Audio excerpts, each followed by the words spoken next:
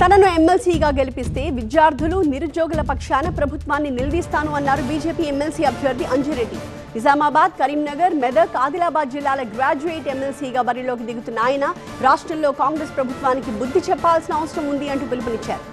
ఏ ఎన్నికలు వచ్చినా యువకులు బీజేపీ వైపే ఉంటున్నారని తెలిపారు. జూన్ 2వ తారీఖు నుండి 2 లక్షల ఉద్యోగాలు మేము కేటాయిస్తాం, నోటిఫికేషన్ ఇస్తాం అని చెప్పండి. ఎక్కడ ఉద్యోగాలు ఇచ్చిన దాఖలాలు లేవు.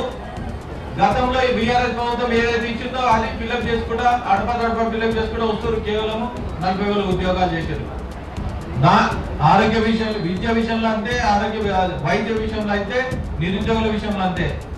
నేను ఒకటి చెప్తా ఉన్నా, మీ అందరు కోరేది ఏంటంటే ప్రతి ఒక్కరికి విద్యార్థుల విషయంలో అయినా, ఉద్యోగుల విషయంలో అయినా, నిరుద్యోగుల విషయంలో అయినా, వైద్యుల విషయంలో అయినా, తర్వాత అడ్వకేట్ల విషయంలో అయినా ప్రజాస్వామ్యంలో ఓఎస్ఎస్ ఫర్టిలిటీలో ఇక్కడ ప్రతి అడుగులో ఎక్స్పీరియన్స్ డాక్టర్స్ ఉంటారు. In the good hands of science. Mummy daddy అవ్వాలంటే ఓఎస్ఎస్ కి కాల్ చేయండి.